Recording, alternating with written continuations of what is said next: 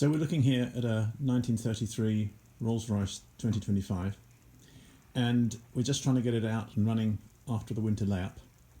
And we've got a problem. The engine runs for about 10 minutes and then splutters to a halt. And then if I leave it for a few minutes, it runs for another 5 minutes or so, then splutters to a halt. And so it goes on, cycling as if there's a fuel starvation problem.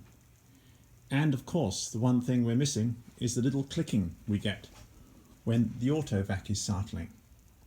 So clearly we've got a little problem in our Autovac, so I'm just taking the screws out, whipping it off, whipping the top off, and let's have a look, see what's happening. So here's the inside of the Autovac, and the upper chamber is rather like a big carburetor float valve. There's a float that's suspended on in this case 2 valves, which open and close as the float goes up and down. And as we can see, what I was expecting to see was this valve mechanism to be gunged up. I don't know if you can just see up there, you can see the valves opening and closing or disappearing up into the housing. I was expecting to see them stuck and sort of gunged up with the fuel contaminants from the winter storage, even though I put stable in it. But that's obviously not the case. So let's have a think about what else could be the problem.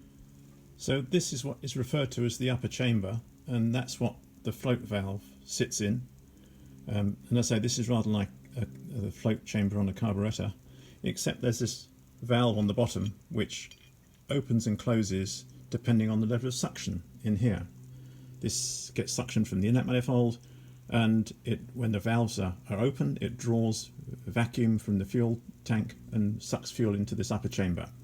When the upper chamber is full and the float valve closes, there is no more vacuum, so the weight of the fuel opens this valve and fills the lower chamber in the Autovac. So if there's any vacuum leak around here, then you're not going to get a proper fuel suction. The valves this chamber isn't going to fill up, the float valve isn't going to shut, and the whole thing is going to stop working. Incidentally, some years ago, I purchased this deeper chamber from the Autovac people in the UK. It's supposed to give you longer runs, perhaps going up a slight incline on part throttle to sustain the engine. So that the shallower bowls had a problem where it would perhaps splutter going up an incline for a long length of time with a wide throttle opening. But looking at the condition of these gaskets, and you see this one's actually fallen apart when I took it off, I suspect this may be the problem. These are very, very thin, much thinner than they should be, and maybe over the winter it's just finally given up the ghost and we're sucking some air in through the gasket faces. So I think what I'm going to do is actually replace the gaskets and try it again. So here are my new gaskets. I can't remember where I got them from, whether it was Fines or from Tim Jane, but either way, if we just have a quick comparison on the thickness of the gaskets, I don't know if that's quite in focus, but you can see the new gasket is substantially thicker than the old one that's been sort of compressed over the years. They're a little bit fiddly to get in place. Obviously you don't want to damage them, and I haven't got I had a spare set. I don't have an unlimited number of spare sets. The crucial thing here is to get that little pipe that actually comes up through from the chamber, through the gasket, through this upper chamber, and get the holes to line up vaguely before we put the upper piece on.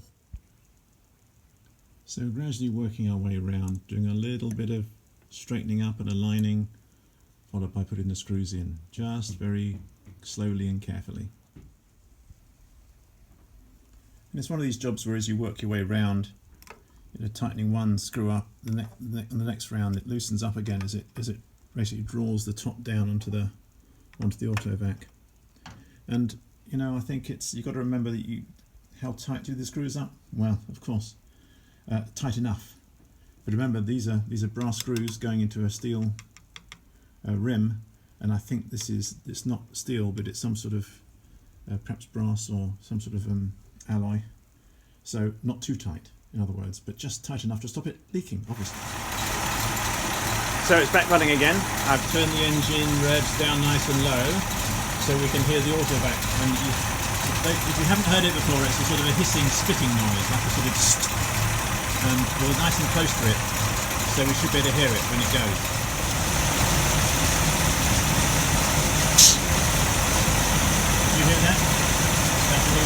noise. That's the Autovac working. So I think we're back in business.